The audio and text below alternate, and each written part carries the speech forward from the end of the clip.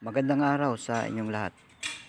Ngayon ay pag-aralan natin pinamagatan natin ang I am united with the Lord.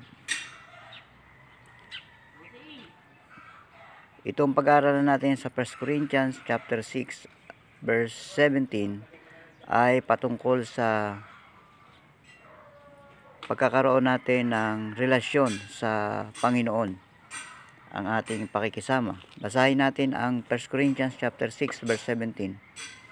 Ngunit ang nakikisama sa Panginoon ay kaisang espiritu niya.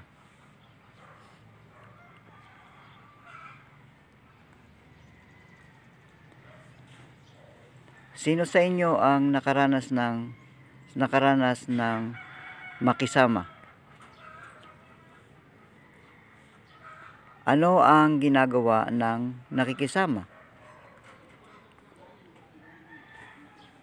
Ang nakaranas na makisama ay maunawaan na mahirap ito kung maraming gusto ang pinapakisamahan na ayaw mo. Kaya makikita natin ang 1 Corinthians chapter 6 verse 17 ay hindi lamang ito simpleng talata. Kung ito ay naranasan natin ay maunawaan natin ang pakikisama sa ibang tao, at ganoon din ang pinag-uusapan dito ay ang pakikisama sa Diyos.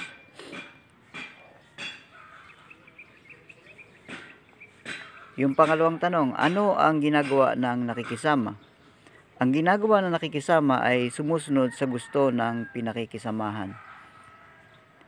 Kaya makikita natin ang 1 Corinthians chapter 6 verse 17, ngunit ang nakikisama sa Panginoon ay kaisang espiritu niya. Pag sinabing kaisang espiritu, kung ano yung gusto ng Panginoon ay yun din ang gusto ng tao na nakikisama sa Diyos. Kaya ang pakikisama sa Diyos, makikita natin dito sa mga talatang ito. Tingnan natin ang reflection natin sa Diyos. Ang Diyos ay binabago niya tayo upang ang gusto ng Diyos ay gusto rin natin. Kaya makikita natin ang mga taong nanampalataya sa Diyos, nakakaranas siya ng pagbabago sa kanyang buhay. Bakit? Sino ba ang bumabago sa kanya? Siya ba o ang Diyos? Ang Diyos ang nagbabago sa taong nananampalataya sa Diyos. At kung tayo ang magbabago sa sarili natin, hindi natin kaya yan. Kaya ang Diyos mismo ang nagbabago sa tao na sumasampalataya sa Diyos. At yung pagbabago niya ay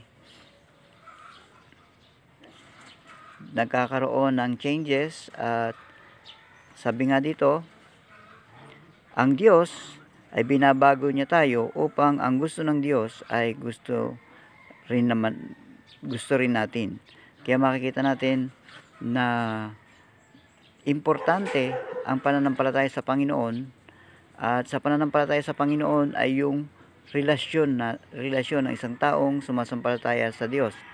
Dahil sa relasyon niya sa Diyos, binabago siya ng Diyos.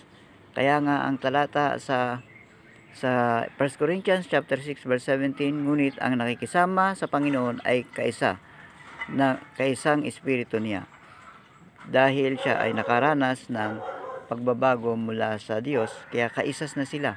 Bukod sa roon, binigyan ang isang taong sumampalataya sa Panginoon ng Espiritu Santo na siyang mag-guide o magpapatnubay sa kanya. Tingnan naman natin ang tao. Ang tao ay nagbabago dahil pananampalataya at relasyon sa Diyos ay lumalago. Habang tumatagal na nakikilala ng isang tao ang Diyos at marami siyang nalalaman sa Diyos, ay nagbabago siya. At yun din ay makikita natin sa tulong din ng Diyos. Dahil ipinapakilala ng Diyos ang kanyang sarili sa taong yon na sumasampalataya sa kanya.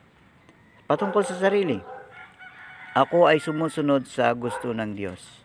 maranasan natin yan at maranasan ng individual yung pagsunod sa kagustuhan ng Diyos.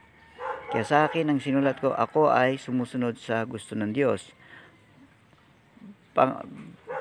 Doon sa application naman, ano ang gagawin natin? Ang gagawin ko ay magbasa ng Bible upang malaman ko pa ang gusto ng Diyos.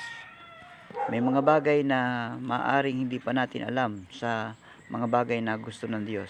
At yun ay nalalaman natin sa pagbabasa ng Biblia. Sa mga pagtitipon naman, bilang sama-sama tayo, sa pagtitipon ay pag-uusapan ang mga talata na nagpapahayag ng kagustuhan ng Diyos. Magbigay tayo ng mga talata na pwedeng nating pag-usapan kung ano yung mga kagustuhan ng Diyos. Katulad ng Mateo 6:33 na nagsasabi na unahin natin ang kaharian ng Diyos at ang lahat ay idaragdag niya.